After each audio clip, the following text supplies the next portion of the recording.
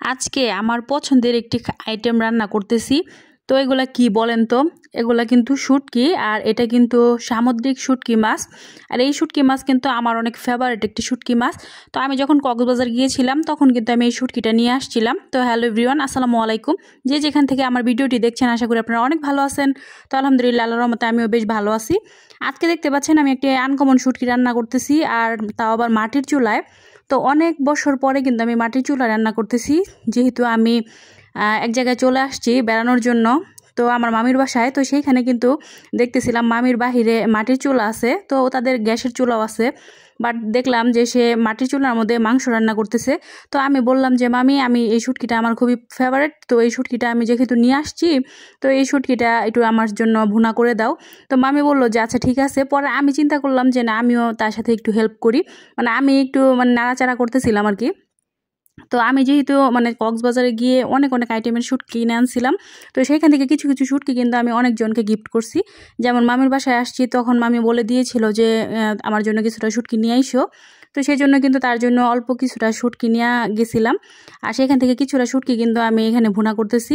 আর ভুনা করার জন্য কিন্তু এখানে পেঁয়াজ, রসুন, কাঁচামরিচ সব কিছু সুন্দর করে আমি পরিষ্কার করে ধুয়ে তারপরে কেটে নিয়েছিলাম। কেটে নেওয়ার পরে কিন্তু এখানে দেখতে পাচ্ছেন কাঁচামরিচ, পেঁয়াজ আর রসুনটাকে হালকা করে ভেজে নিয়েছি। ভেজে নেওয়ার পরে কিন্তু আমি পরবর্তীতে কাঁচামরিচটা দিয়ে দিয়েছিলাম।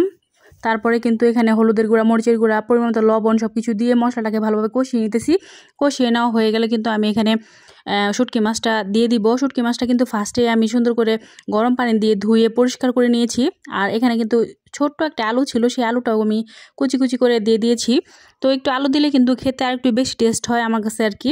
দেখতেই পাচ্ছেন একদম শুটকির কালারটা কিন্তু একদম লাল লাল হয়ে গিয়েছে। এইভাবে শুটকি রান্না করলে আসলে খুবই ভালো লাগে খেতে।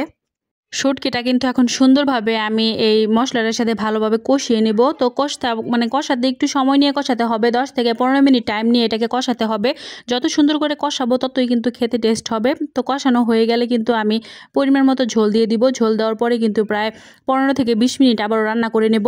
আর এই শুটকিটা কিন্তু রান্না করা একদমই ইজি। তো সাথে যদি একটু লেবু পাতা থাকতো তাহলে একটু বেশি টেস্টি হতো। আমার কাছে লেবু পাতা দিলে লাস্টের দিকে দিলে বেশি টেস্টি হয় খেতে। বাট যেহেতু এই বাসায় লেবু পাতা নাই, যার কারণে দিতে পারলাম না। তো দেখতে পাচ্ছেন লাস্টে কিন্তু আমি ঝোলটা দিয়ে দিতেছি শুটকির মধ্যে। এখন ঝোল দিয়ে কিন্তু ঢাকনা দিয়ে ঢেকে দেবো। আর যেহেতু মাটির চুলায় রান্নাটা কিন্তু একটু বেশি টেস্টি হয়, আমার কাছে মনে হয় আর কি। আর এদিকে কিন্তু মামি একটু ডিম ভর্তা করে নিতেছিল। তো ওনারা আলুর সাথে ডিম দিয়ে ভর্তা করে, তো এই জিনিসটা কিন্তু আমার কাছে ভালোই লাগছে দেখতে। আর খেতেও কিন্তু খুবই সুস্বাদু ছিল। সাথে ছিল গরুর মাংস। তো আজকে কিন্তু আইটেম ছিল 3 থেকে 4টা আইটেম ছিল। এরকম ডিম ভর্তা করা হয়েছে, তারপরে শুটকি ভর্তা, গরুর মাংস, ডাউল, সাথে ভাত, পোলাও, যে যেটা দেখে পছন্দ করে আর কি। তো ভর্তাটা কিন্তু আমার কাছে বেশ ভালো লাগছে। দেখেন কি সুন্দর করে পেঁয়াজটা কিন্তু ফার্স্টেই ভেজে নিয়েছিল। ভেজে নেওয়ার পরে কিন্তু এখানে দেখেন সুন্দর করে কিন্তু আলু আর ডিমটা ভালোভাবে ম্যাশ করে নিতেছিল। কচলানোটা দেখেই কিন্তু আমার একদম জিভে জল চলে আসছিল খাওয়ার জন্য। ভর্তাটা কিন্তু খুবই খুবই টেস্টি, আর একদম খাঁটি সরিষার তেল দিয়ে কিন্তু মাখা হচ্ছিল। খেতেই কিন্তু অসাধারণ। তো সুন্দর করে দেখতে পাচ্ছেন কি সুন্দর করে মাখাইতেছে। মাখানোর সময় কিন্তু আমার মনে হচ্ছিল যে আমি খেয়ে ফেলি।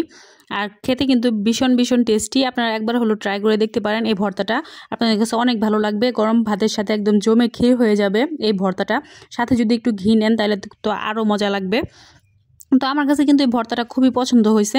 তো মামিরা কিন্তু প্রায়ই নাকি এই ভর্তাটা তৈরি করে খায়, আমাকেও খাওয়ালো। এটা আমার কাছে খুবই ভালো লাগছে খেতে। আর লাস্ট পর্যায়ে কিন্তু আমার শুটকিটা একদমই হওয়ার পথে। তো যে দেখতে পাচ্ছেন পানিটা কিন্তু একদম শুকিয়ে গেছে। শুকিয়ে যাওয়ার পরে কিন্তু দেখেন এখন নেড়ে চেড়ে দিতেছি, একদম লাল লাল টাইপের শুটকিটা ভোনা। এভাবে শুটকি ভোনা আসলে কারা কারা খেতে পছন্দ করেন অবশ্যই কমেন্টের মাধ্যমে জানাবেন। আর আমি কিন্তু শুটকি লাভার, যার কারণে কিন্তু শুটকি আমার কাছে খুবই পছন্দ হয়। আর শুটকি যদি আপনারা গরম পানি দিয়ে ভালোভাবে ধুয়ে পরিষ্কার করে তারপর রান্না করেন তাহলে কিন্তু এরকম বাজে একটা স্মেল কখনোই আসবে না। এতে করে শুটকিটা খেতেও কিন্তু অনেক ভালো লাগবে। তো বেশিরভাগ মানুষই আসলে শুটকি খেতে পছন্দ করেন না বাজে স্মেলের জন্য। তো আপনারা যদি গরম পানি দিয়ে ভালোভাবে সিদ্ধ করে তারপরে শুটকিটা রান্না করেন তাহলে কিন্তু কখনো এরকম বাজে স্মেল আসবে না। আর এটা কিন্তু খেতে মাছ, মাংস সব কিছুকে ফেল মনে করবেন আপনারা যখন খাবেন, এতই টেস্টি হবে। তো দেখতে পাচ্ছেন আমার শুটকি ভুনাটা কিন্তু প্রায় হয়ে গিয়েছে, একদম লাল লাল করে ভুনাটা করে ফেললাম। তো আজকের রেসিপিটি আপনাদের কাছে কেমন লাগলো অবশ্যই কমেন্টের মাধ্যমে জানাবেন। আর এভাবে অবশ্যই একবার হলো ট্রাই করে দেখবেন, শুটকিটা কিন্তু আপনাদের কাছে অনেক ভালো লাগবে। তো আজকের রেসিপিটি এই পর্যন্তই। সবাই ভালো থাকবেন, সুস্থ থাকবেন। আল্লাহ হাফেজ।